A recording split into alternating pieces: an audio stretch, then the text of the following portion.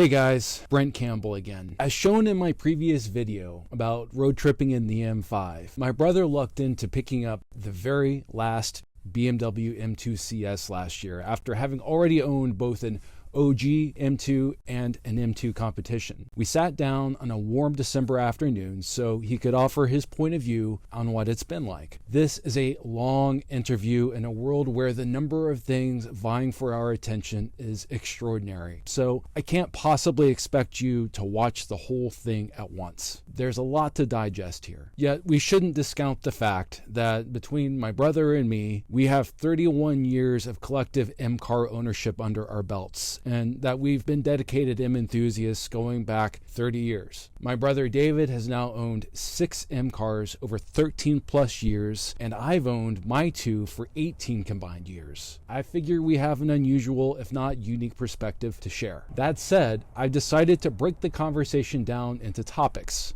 based on what I figure y'all might be interested to learn about. From the driving experience between the 3 M2s, the ownership experience, depreciation, performance differences, and why we love M cars, among other related topics. We also went for a spirited drive in the back roads of Mexico. It's astonishing how quick that little car is and how accustomed we've gotten to such speed. I'll include the highlights of that drive at the end of this video and the others. Here I'm sharing the intro segment of our conversation where we discuss David's experience owning the OG M2, the M2 Competition, and now the M2 CS. Last time we talked on camera was in David's secure orange M4.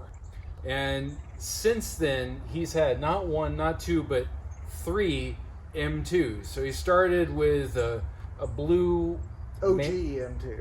OG. The OG, right? That's what we call it. Is that okay? No, All right, I never heard that before, but maybe it's a thing. The original gangster M2. Yes, that is correct. And personally, I always liked it because it had is the color blue that it was nice. Plus, it was a manual gearbox, 6-speed. And then you got the M2 Competition, and we picked that up actually at the Spartanburg Greer facility in South Carolina. And I got a video about that, so you can watch that if you like. It's pretty fun. We had some track time in it, and there were a lot of good close-up shots. The car was, of course, brand new on the showroom, which was very exciting. And then, lo and behold, you had the opportunity to pick up the M2 CS, and you took it. So I figure you've got a completely, if there are other people on Earth who have had 3 M2s, it can't be very many, and none that are what I would consider a regular guy, although you don't consider yourself to be a I'm a regular guy.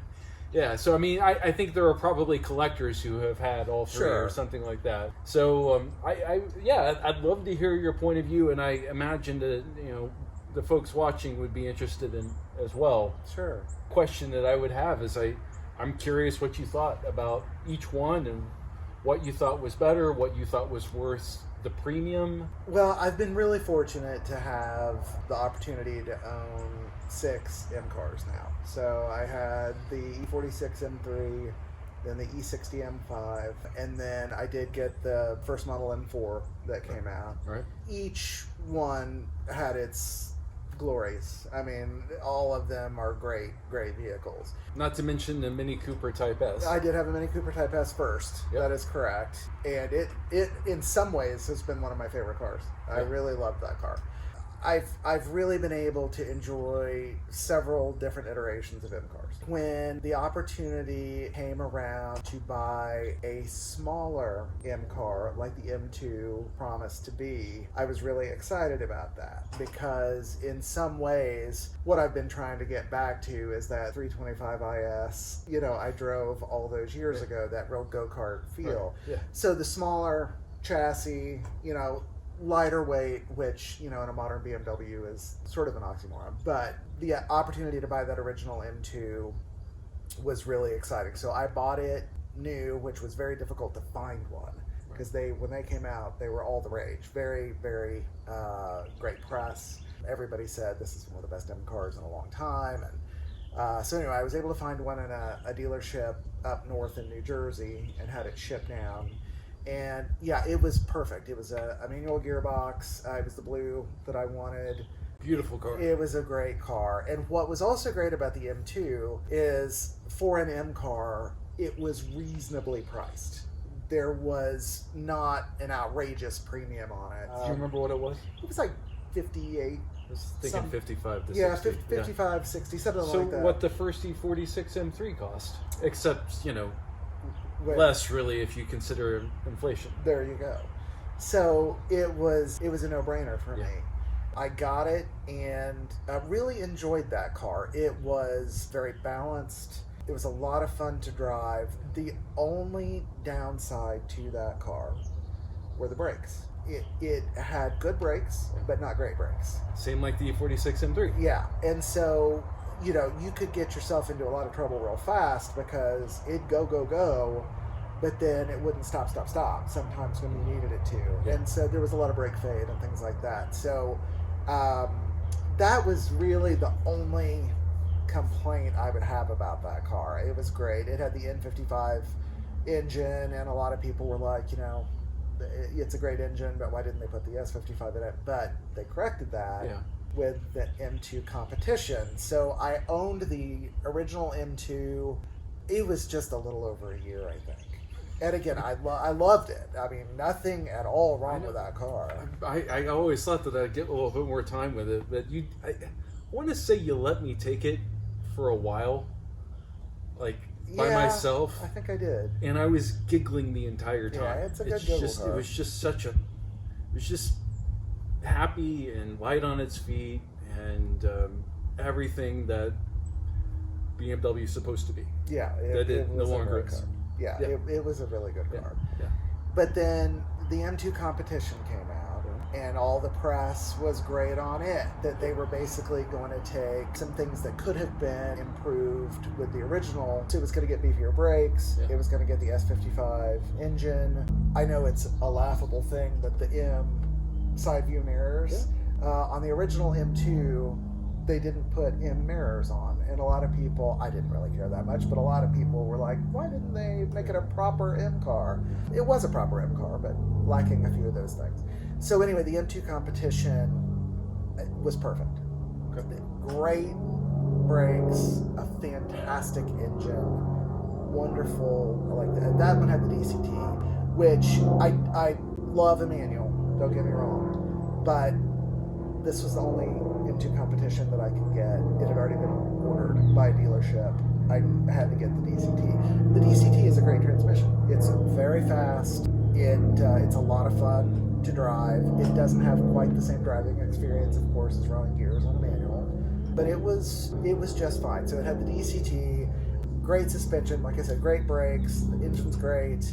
What's not to love? It had carbon fiber trim on the inside, which was an upgrade. The original M2 was a little, it was a 2 Series, just the M version of a 2 Series. So it didn't have all the appointments that my M4 had, or the M5 had, for example. But that was okay, because you're trading for a smaller, more compact. By appointments, you mean M special, or do you mean luxury? Luxury. Okay. Yeah. No, it had plenty of good M goodies on it. It had the M wheel and all that. But they did do some definite upgrading with the M2 Competition. And again, it was perfect. Okay, so substantially beefier brakes, so like 30%? Yeah, I'd say at least, yeah. Really? Okay. Yeah, it was substantially better. And then you go from, 265 horse to 305? Is that what it was? No. No, it was the original M2 was 365. Oh. Yeah, and then it went to, I believe, 405. Right. So, I'm pretty sure about that. So, and what did it weigh? I don't remember what it weighed. Yeah, I can look that up, I don't actually. have the specs. But, yeah, throw that up on it. But anyway, so I was completely happy with the M2 Competition and expected to drive it for several years. I really loved it. It was a great balance of everything that I wanted an M car to be. Certainly a modern one anyway.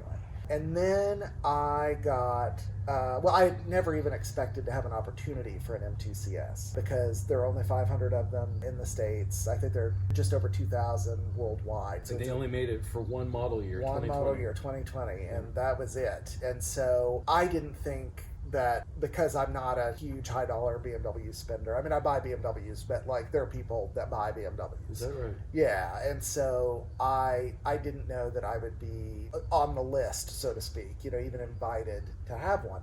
So I just kind of let it go. I mean, obviously I was excited by it. It sounded great, but the idea that I could actually have one seemed pretty far-fetched. Okay. So I didn't even pursue one. At the very end, I am on the forums a lot, and I knew that they were almost all gone. I get a call from my dealer in Atlanta, and he knew that I had had the original M2 and then the M2 Competition because I had bought the Competition from him.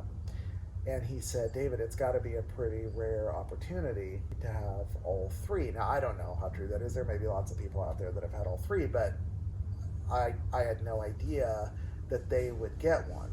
So what happened was they had traded an M8 Competition with a dealer in Dallas that had an M2 CS. And he said, it's arriving on the truck overnight. I want to give you first dibs. Now, that could all be just salesmanship, but it worked because it got me pretty excited.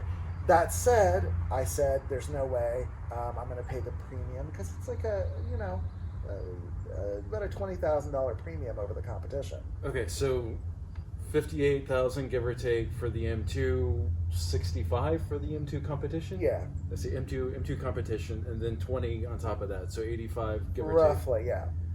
Okay. And Okay. was there a markup? No, that I got. On none of them there was a markup. On none of them was Okay. there a markup. Okay. And in fact, I got the M2 Competition at a little bit of a discount, so below MSRP slightly. The original, I paid MSRP, but I've been really lucky. I know there are a lot of places in the United States and around the world that mark them up like crazy because the demand is so great, and nobody's ever tried to do that to me. So I have been really lucky in that way. So the dealer said, he left a voicemail, he said, think about it, call me overnight or first thing in the morning if you want it. So I went to bed that night thinking, no way, I mean, I can't do this. I love the competition.